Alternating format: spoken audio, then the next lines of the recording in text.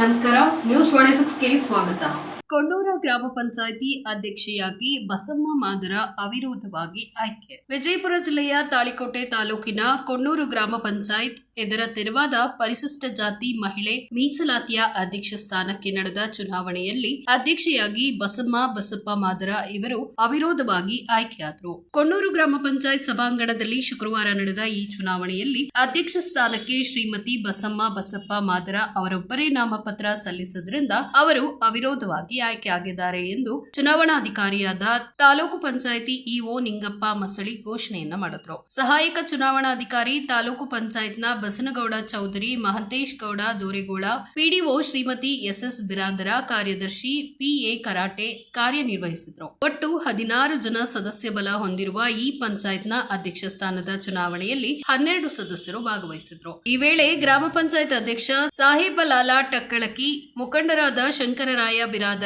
ಸಂಗನಗೌಡ ಡವಳಗಿ, ಬಸಪ್ಪ ಮಾದರ, ಶಾಂತಗೌಡ ಜಾಲಿಕಟ್ಟಿ, ಯಲ್ಲಪ್ಪ ಮಾದರ, ಶಂಕರಗೌಡ ವಜ್ಜಲ್, ಶಿವನಗೌಡ ಕೋನಾಳ, ಶರಣಯ್ಯ ಹಿರೇಮಠ, ಸೋಮನಾಥ್ ಮಾದರ, ಗ್ರಾಮ ಪಂಚಾಯತ್ ಸದಸ್ಯರಾದ Renuka T Madar, ತಪಸುಂ L Valikar, ಯಂಕಮ್ಮ ಹ ಅಂಗಡಿಗೇರಿ, ಮಹಾದೇವಿ ಹಡಪದ, ಶಂಕರಗೌಡ ಬಿ ತಾಳಿಕೋಟಿ, ಅಶೋಕ್ ನಾಯ್ಕೋಡಿ, ಭಾಗ್ಯಶ್ರೀ ಯಳವಾರ, ಬಸಪ್ಪ ಎಂ ನಾಯ್ಕೋಡಿ ಇವರು ಉಪಸ್ಥಿತರಿದ್ದರು. ವರದಿ ರಮೇಶ್ ದಲ್ಲಾಲಿ, ನ್ಯೂಸ್ 26 ಕನ್ನಡ, ವಿಜಯಪುರ.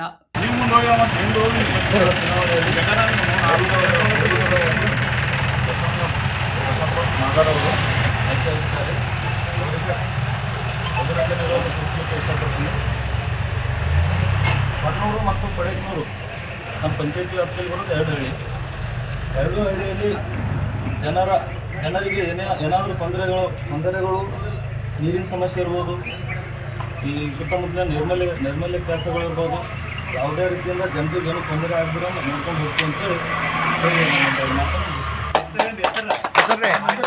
ಹಿಂದೆ ನಮ್ಮ ತಾಯಿಯವರು ಹೇಳ್ತಿದ್ರು, ನಾವು ಅರ್ಧ ನಡ್ಕೊಳ್ಳೋರು, ಅದಕ್ಕೋಸ್ಕರ ನಾವು ಅರ್ಧ ಅವಧಿ ಬಿಲ್ ಕೊಟ್ಟು ಮಾತಾಡ್ತಿದ್ವಿ. ಅದೇ ಮಾತನ್ನು ಉಳಿಸ್ಕೊಂಡು ಹೇಳ್ತೀವಿ ಅಂತ ಈ ಸಭೆಯಲ್ಲಿ ಹೇಳ್ತೀವಿ.